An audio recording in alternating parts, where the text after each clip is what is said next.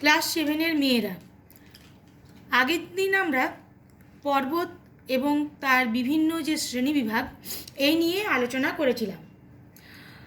আজ আমরা মালভূমি এবং সমভূমি নিয়ে আলোচনা করব। প্রথমেই আসছি মালভূমির কথায়। মালভূমি কাকে বলে বা মালভূমির সংজ্ঞা। মালভূমির সংজ্ঞায় আমরা কি বলতে পারি?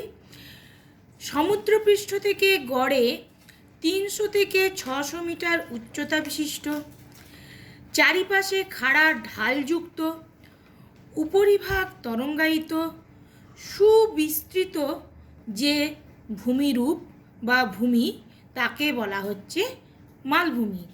তাহলে কি কি বৈশিষ্ট্য আমরা মালভূমির ক্ষেত্রে পেলাম? মালভূমির গড় উচ্চতা অবশ্যই সমুদ্রপৃষ্ঠ থেকে 300 থেকে 600 মিটারের মধ্যে হবেই।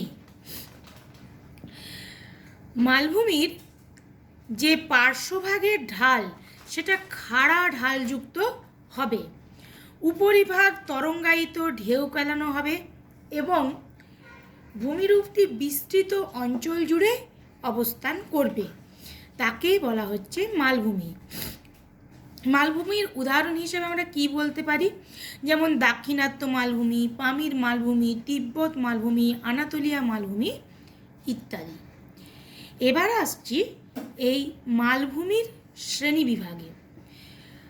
মালভূমির শ্রেণীবিভাগ যদি আমাদের দেখাতে হয়, অনেক শ্রেণীবিভাগ এর মধ্যে আছে, কিন্তু তোমাদের সিলেবাসে আছে মালভূমির 4টি শ্রেণীবিভাগ: পর্বতবেষ্টিত মালভূমি, মহাদেশীয় মালভূমি, লাভা গঠিত মালভূমি এবং ব্যবচ্ছিন্ন মালভূমি। প্রথম, পর্বতবেষ্টিত মালভূমি। পর্বতবেষ্টিত মালভূমি নামে আমরা কি পাচ্ছি? যে এমন একটা মালভূমি যার চারিপাশে পর্বত অবস্থান করছে, চারিপাশে ঘিরে রয়েছে পর্বত, মধ্যভাগে আছে মালভূমিটি। এই ধরনের মালভূমিকে পর্বতবেষ্টিত মালভূমি বলা যায়। তাহলে এই ধরনের মালভূমি আমরা কোন জায়গায় দেখতে পারি? না, সাধারণত দেখা যায় যে ভঙ্গিল পার্বত্য অঞ্চলে ভঙ্গিল পর্বতের সৃষ্টি হওয়ার সময় পর্বতের যে উপত্যকা অঞ্চল, সেই উপত্যকা অঞ্চলটি উচ্চভূমিরূপে অবস্থান করে। তার ফলে কি হচ্ছে? উপত্যকা অঞ্চলটা উচ্চভূমিরূপে অবস্থান করছে, চারিদিকে রয়েছে ভঙ্গিল পর্বতগুলো, ফলেই কিন্তু সৃষ্টি হচ্ছে এই পর্বত বেষ্টিত মালভূমি। অর্থাৎ আমরা বলতে পারি যে ভঙ্গিল পার্বত্য অঞ্চলে এই পর্বত বেষ্টিত মালভূমির অবস্থান আমরা লক্ষ্য করতে পারি। যেমন তিব্বত মালভূমি, ছয়রাম মালভূমি, লাদাখ মালভূমি, আনাতোলিয়া মালভূমি ইত্যাদি। এই সবগুলোই হচ্ছে পর্বত বেষ্টিত মালভূমির উদাহরণ। এরপর আসছে মহাদেশীয় মালভূমির কথায়। মহাদেশীয় মালভূমি কাকে বলছে? দেখো, এর নামেই এর বৈশিষ্ট্য বলে দেওয়া আছে। মহাদেশীয় অর্থাৎ মহাদেশের একটা বিরাট অংশ বা কোনো একটা দেশের একটা বিরাট অংশ জুড়ে প্রাচীন শিলা দ্বারা গঠিত, অর্থাৎ কোন যুগের? সেই গন্ডোয়ানা আঙ্গারাল্যান্ডের যে শিলা, সেই শিলা দ্বারা গঠিত যে শক্ত কঠিন প্রকৃতির মালভূমি, তাকে বলা হচ্ছে মহাদেশীয় মালভূমি। সংজ্ঞাটা একটু দেখি। মহাদেশের বিস্তীর্ণ অঞ্চল জুড়ে বা দেশের অভ্যন্তরে একটা বিরাট অঞ্চল জুড়ে প্রাচীন গন্ডোয়ানা বা আঙ্গারাল্যান্ডের শিলা দ্বারা গঠিত যে মালভূমি, তাকে মহাদেশীয় মালভূমি বলে। এই মালভূমিগুলি প্রাচীন শিলা দ্বারা গঠিত হওয়ার জন্য মালভূমিগুলি অত্যন্ত শক্ত প্রকৃতির, কঠিন প্রকৃতির হয়ে থাকে, তাই একে সিল্ড মালভূমিও বলা হয়ে থাকে। যেমন আমরা বলি দাক্ষিণাত্য মালভূমি বা ডেকান ট্র্যাপ, সাইবেরিয়ান সিল্ড মালভূমি, কানাডিয়ান সিল্ড মালভূমি, পশ্চিম অস্ট্রেলীয় মালভূমি, আন্টার্কটিকা মহাদেশের মালভূমি, এগুলো হচ্ছে মহাদেশীয় মালভূমির উদাহরণ। এরপর আসছি লাভা গঠিত মালভূমি। অগ্ন্যুৎপাতের সময় যে আগ্নেয়গিরির মুখ দিয়ে লাভা, সিন্ধা, ছাই, ভস্ম ইত্যাদি যেগুলো বেরিয়ে আসে সেগুলো অনেক দূর পর্যন্ত ছড়িয়ে পড়ে এবং বায়ুমণ্ডলের সংস্পর্শে এসে শীতল হয়ে যে উচ্চভূমির সৃষ্টি করছে তাকে বলা হচ্ছে লাভা গঠিত মালভূমি। লাভা গঠিত মালভূমি যে প্রধানত আগ্নেয় পদার্থ দ্বারাই গঠিত হয়ে থাকে। এই মালভূমিগুলিরও দেখা যাচ্ছে যে শিলার প্রকৃতি অত্যন্ত কঠিন হয়ে থাকছে, যেমন দাক্ষিণাত্য মালভূমি, মালব মালভূমি ইত্যাদি। এরপর আসছি ব্যবচ্ছিন্ন মালভূমি। ব্যবচ্ছিন্ন অর্থাৎ আগে একসাথে ছিল, পরবর্তী পর্যায়ে বিভিন্ন প্রাকৃতিক শক্তির মাধ্যমে একে অপরের থেকে বিচ্ছিন্ন হয়েছে, দিয়ে ছোট ছোট মালভূমি রূপে যখন অবস্থান করছে তাকে ব্যবচ্ছিন্ন মালভূমি বলা হচ্ছে। তাহলে কি বললাম? বিভিন্ন বহিঃপ্রাকৃতিক শক্তিগুলোর মধ্যে বিশেষত নদী এখানে বিশেষ ভূমিকা পালন করে থাকে। নদীর উপত্যকার দ্বারা যখন বিস্তীর্ণ মালভূমি বিচ্ছিন্ন হয়ে ছোট ছোট মালভূমিতে পরিণত হয় তখন ওই মালভূমিগুলিকে ব্যবচ্ছিন্ন মালভূমি বলা হয়। অর্থাৎ বৃহৎ মালভূমিটা ছিল, নদী তার মধ্য দিয়ে প্রবাহিত হওয়ার জন্য তাকে একে অপরের থেকে বিচ্ছিন্ন করে দিয়েছে। এই ধরনের যে মালভূমি একেই বলা হচ্ছে ব্যবচ্ছিন্ন মালভূমি। যেমন ছোটনাগপুর মালভূমি, মেঘালয় মালভূমি, বাঘেলখণ্ড, বুন্দেলখণ্ড মালভূমি ইত্যাদি। এই গেল তোমাদের সিলেবাসে থাকা 4 ধরনের মালভূমির কথা।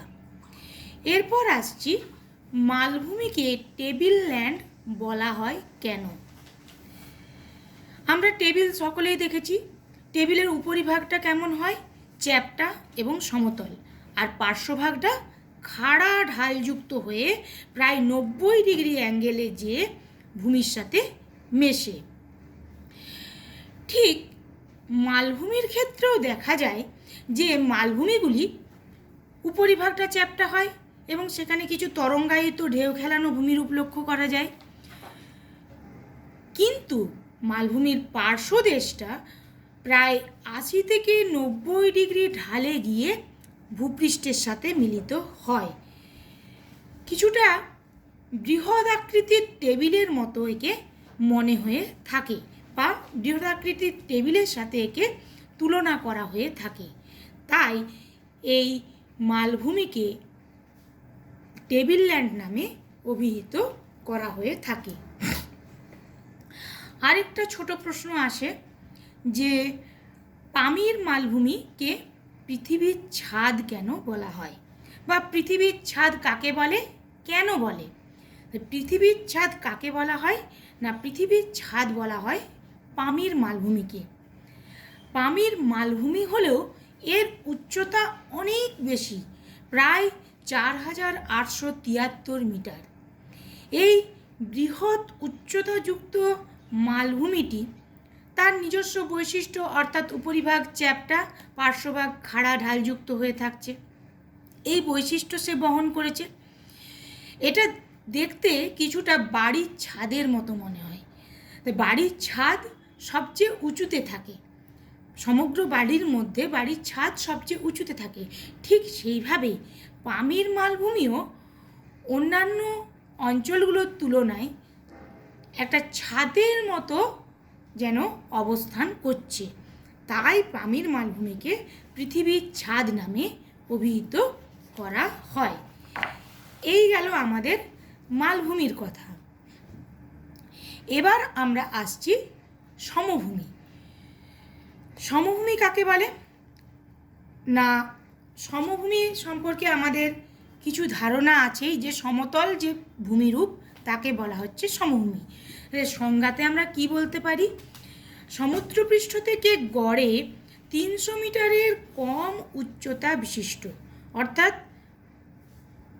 উচ্চতা অত্যন্ত কম হবে, ফলে ঢালও হয় অত্যন্ত কম। অনেক সময় সমুদ্র সমতলেই এর অবস্থান লক্ষ্য করা যায়। এই ধরনের যে অতি মৃদু ঢালযুক্ত সমতল বা সামান্য তরঙ্গায়িত বিস্তৃত ভূমিরূপ তাকে বলা হচ্ছে সমভূমি। যেমন গাঙ্গেয় সমভূমি, নীল নদের সমভূমি, প্রেরি সমভূমি, পম্পাস সমভূমি ইত্যাদি। এবার আসছি সমভূমির শ্রেণী বিভাগে। সমভূমিরও অনেকগুলোই ভাগ আছে, তবে তোমাদের সিলেবাসে 3 ধরনের সমভূমির ভাগ পড়ানো হয়েছে। প্রথম ভাগ হচ্ছে পলিগঠিত সমভূমি, দ্বিতীয় হচ্ছে লাভা সমভূমি এবং তৃতীয় হচ্ছে লোয়েস সমভূমি। পলিগঠিত সমভূমি নদী, হিমবাহ, সমুদ্র তরঙ্গ ইত্যাদির মাধ্যমে যে নুড়ি, পলি, বালি, কাদা বাহিত হয়ে আসছে, সেগুলো যখন কোনো নদী বা সমুদ্র বা হ্রদের তলদেশে বা বৃহৎ জলাশয়ের তলদেশে সঞ্চিত হচ্ছে এবং দীর্ঘদিন ধরে সঞ্চিত হতে হতে হতে হতে হতে হতে সেটা উত্থিত হচ্ছে এবং একটা পলিগঠিত সমভূমির সৃষ্টি করছে, তখন তাকে আমরা পলিগঠিত সমভূমি বলছি। দীর্ঘদিনের সঞ্চয়ের ফলে এই পলিগঠিত সমভূমির সৃষ্টি হয়ে থাকে। যেমন সিন্ধু গঙ্গা ব্রহ্মপুত্রের সমভূমি। লাভা সমভূমি, যেমন আমরা দেখেছিলাম যে আগ্নেয়গিরির অগ্ন্যুৎপাতের ফলে আগ্নেয় পর্বতের সৃষ্টি হয়েছে, আগ্নেয়গিরির অগ্ন্যুৎপাতের ফলে লাভা মালভূমির সৃষ্টি হয়েছে। ঠিক একই রকমভাবে আগ্নেয়গিরির অগ্ন্যুৎপাতজাত পদার্থগুলো যখন অতিরিক্ত তরল প্রকৃতির হয়ে থাকে, তখন কি হয়, সেই পদার্থগুলো অনেক দূর পর্যন্ত বিস্তৃত হতে পারে এবং তার ফলে বহুদূর পর্যন্ত বিস্তৃত হওয়ার ফলে সেগুলি উচ্চতা আস্তে আস্তে কমতে থাকে। কমার ফলে যে সমভূমির সৃষ্টি করছে তাকে বলা হচ্ছে লাভা গঠিত সমভূমি। এই লাভা গঠিত সমভূমি যেমন উদাহরণ আমরা কোথায় পাচ্ছি না, আইসল্যান্ডের সমভূমি। এরপর আসছি লোয়েস সমভূমি। লোয়েস সমভূমি কাকে বলা হচ্ছে না, মরুভূমির বালি যখন অনেক দূরে উড়ে গিয়ে কোনো নদীর তীরবর্তী অঞ্চলে সঞ্চিত হচ্ছে এবং সমভূমির সৃষ্টি করছে, তখন তাকে লোয়েস সমভূমি বলা হয়। যেমন গোবি মরুভূমি থেকে বায়ুবাহিত যে বালি সেটা উড়ে গিয়ে হোয়াংহো নদীর তীরবর্তী অঞ্চলে সঞ্চিত হয়ে লোয়েস সমভূমি সৃষ্টি করেছে। তাহলে এই গেল আমাদের পর্বত, মালভূমি, সমভূমি এবং তাদের যে বিভিন্ন যে শ্রেণীবিভাগগুলি সেইগুলি নিয়ে আলোচনা। এর থেকে তোমাদের একটা প্রশ্ন দিচ্ছি, তোমরা এটা তৈরি করবে। সেটা হচ্ছে যে পর্বত, মালভূমি এবং সমভূমির মধ্যে পার্থক্য। 5টা করে পার্থক্য তৈরি করবে, তাহলেই হবে। তবে কখনোই উদাহরণকে পার্থক্যের পয়েন্ট হিসেবে ধরবে না। কোনো মালভূমি বা কোনো পর্বত বা কোনো সমভূমির উদাহরণ দিয়ে বললে একটা পার্থক্য, সেটা কিন্তু পার্থক্য নয়। সেখানে কিন্তু ওইটা যদি 5 নাম্বার পয়েন্ট হিসেবে তোমরা দেখাও, তাহলে সেটা গণ্য হবে না। 4টি পয়েন্ট হিসেবে তোমার ওটি তখন ধরা হবে। পার্থক্যে উদাহরণ তুমি দিতে পারো, সেটা এক্সট্রা, ওটা কিন্তু পয়েন্ট হিসেবে গণ্য হবে না। এরপর আসছি আমি, এই যে পর্বত, মালভূমি, সমভূমি এগুলো পড়লাম, এগুলো আমাদের মানব জীবনে কি ভূমিকা পালন করছে সেই বিষয়ে আলোচনা। মানব জীবনে পর্বতের ভূমিকা। চিরপ্রবাহী নদীর সৃষ্টি কি হচ্ছে না, পার্বত্য অঞ্চলগুলোতে আমরা দেখেছি যে বড় বড় হিমবাহের অবস্থান। সেই হিমবাহ গলা জলে যখন নদীর সৃষ্টি হচ্ছে, সেই নদীগুলোতে দেখা যাচ্ছে সারা বছরই জল থাকছে এবং নদীগুলি অত্যন্ত দীর্ঘ এবং প্রবল গতিবেগ সম্পন্ন হচ্ছে। ফলে আমরা গঙ্গা, সিন্ধু, ব্রহ্মপুত্র এই ধরনের যে নদীগুলি, চিরপ্রবাহী নদীগুলি, সেই রকম নদী আমরা পেয়ে থাকছি। পার্বত্য অঞ্চলের অবস্থানের জন্যই আমরা এই চিরপ্রবাহী নদীগুলির পেয়ে থাকছি। সমভূমির সৃষ্টি, এই যে চিরপ্রবাহী নদীগুলির সৃষ্টি হয়েছে, তারা পার্বত্য অঞ্চল থেকে শিলাখণ্ড, নুড়ি, পলি, বালি, কাদা ইত্যাদি বহন করে নিয়ে আসছে। সেই সমস্ত পদার্থগুলো পর্বতের পাদদেশে বা তার থেকেও আরেকটু দূরবর্তী অঞ্চলে সঞ্চয় করছে। সঞ্চয় করার ফলে দেখা যাচ্ছে যে বৃহৎ বৃহৎ সমভূমির সৃষ্টি হয়েছে। প্রত্যেকটি নদীরই দেখবে তীরবর্তী অঞ্চলে বড় বড় সমভূমির সৃষ্টি হয়েছে এবং সেই সমভূমিগুলিকে কেন্দ্র করে মানব সভ্যতার বিকাশ ঘটেছে। জলবায়ুর নিয়ন্ত্রক হিসাবে কাজ করে। পর্বত কিভাবে জলবায়ুর নিয়ন্ত্রক হিসাবে কাজ করছে না, আমাদের ভারতের ক্ষেত্রে যদি একটু লক্ষ্য করি, দেখা যাবে ভারতের উত্তরে রয়েছে বিশাল হিমালয় পার্বত্য অঞ্চল।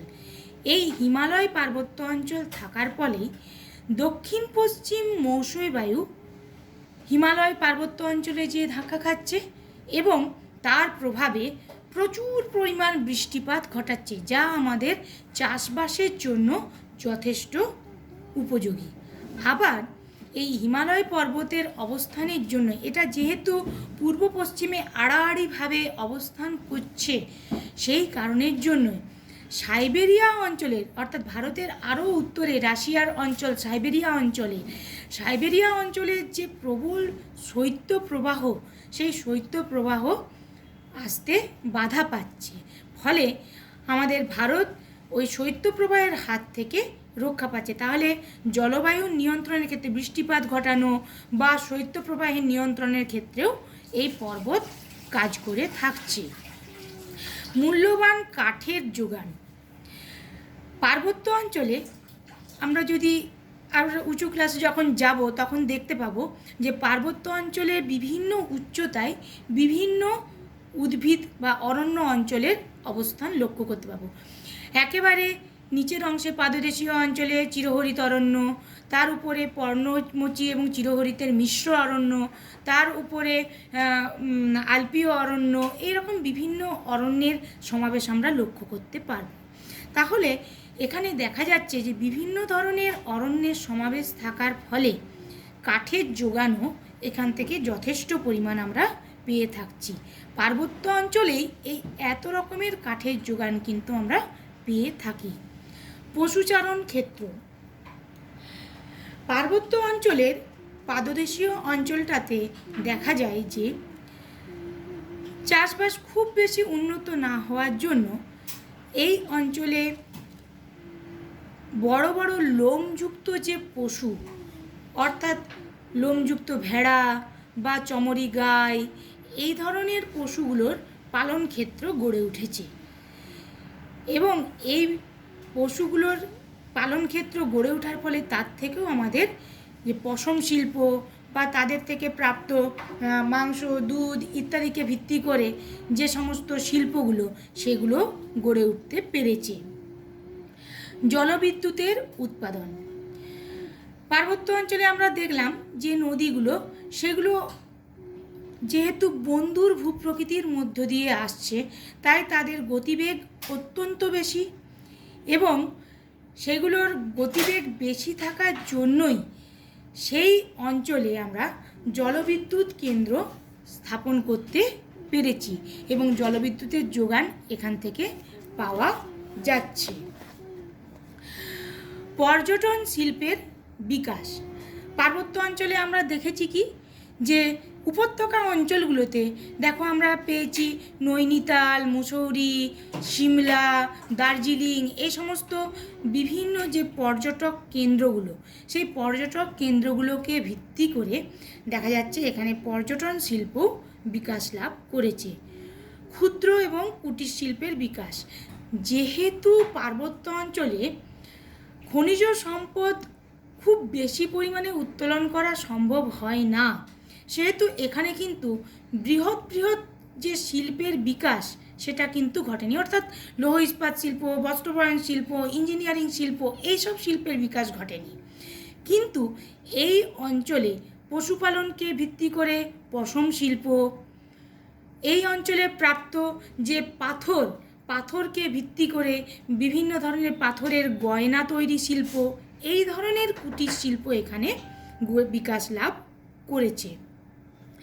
বিভিন্ন বাগিচা শিল্পের বিকাশ, পার্বত্য অঞ্চলেই চা, তামাক বা সিংকোনা, এই ধরনের যে চাষগুলো পাহাড়ের ধাপে ধাপে ভালো হয়ে থাকে, ফলে সেইগুলোকে ভিত্তি করে বাগিচা কৃষির ব্যাপকতা পেয়েছে এবং তার সাথে সাথে বাগিচা শিল্পেরও বিকাশ ঘটেছে।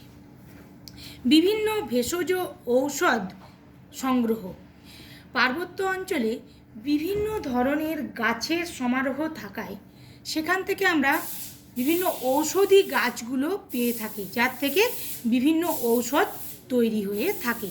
তাহলে এই গেল আমাদের মানব জীবনে পর্বতের প্রভাব।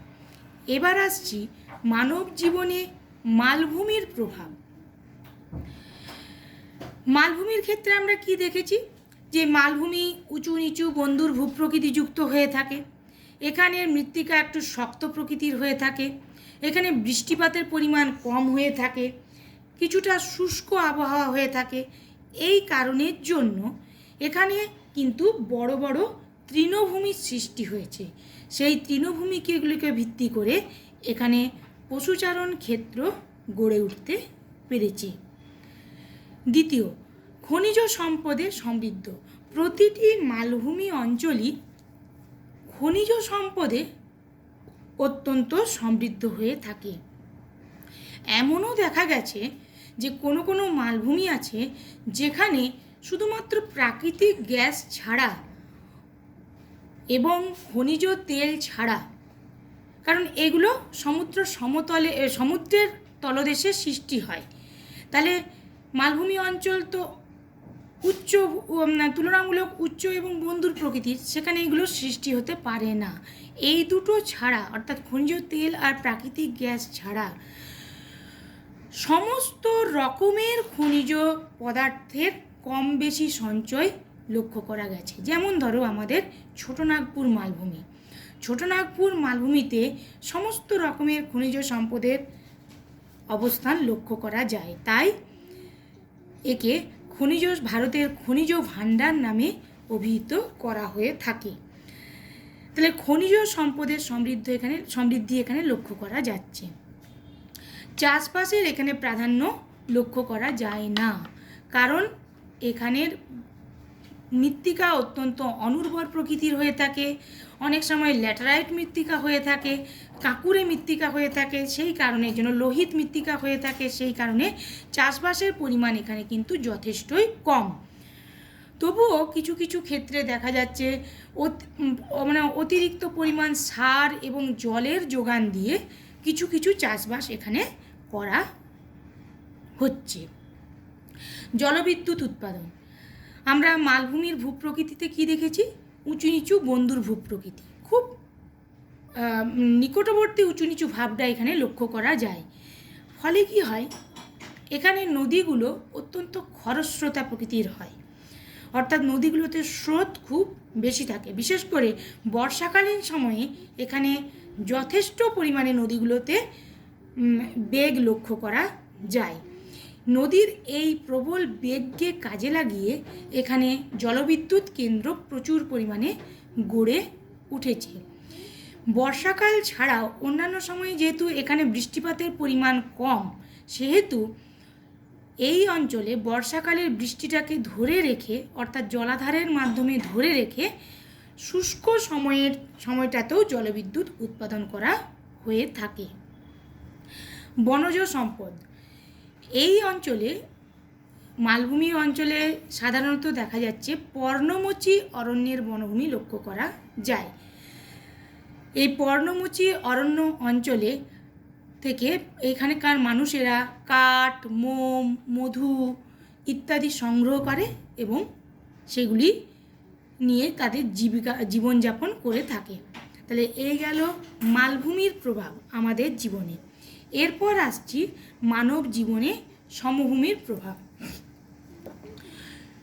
সমভূমি অঞ্চল যেহেতু অত্যন্ত উর্বর মৃত্তিকাযুক্ত হয়ে থাকে, তাই এই অঞ্চলটা চাষবাসের পক্ষে খুব উপযোগী হয়।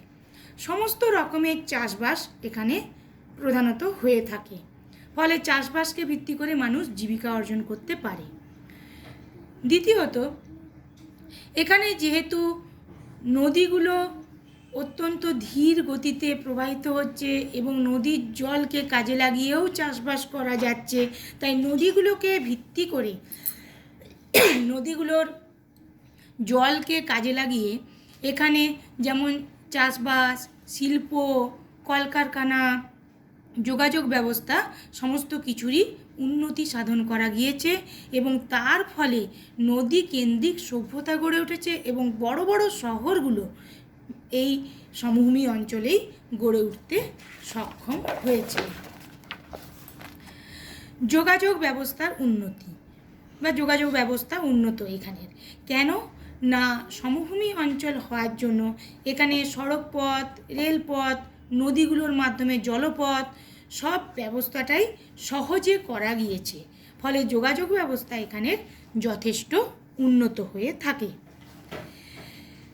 কৃষি, শিল্প, পরিবহন, ব্যবসা বাণিজ্য, শিক্ষা, সংস্কৃতি, যোগাযোগ ব্যবস্থা সমস্ত কিছু দিক থেকে সমভূমি অঞ্চল অত্যন্ত উন্নত বলে এই সমভূমি অঞ্চল হয় অত্যন্ত জনবহুল প্রকৃতির। তাহলে এই গেল আমাদের সমভূমির প্রভাব। আজ এই পর্যন্তই, পরের দিন আমরা অন্য চ্যাপ্টার শুরু করব।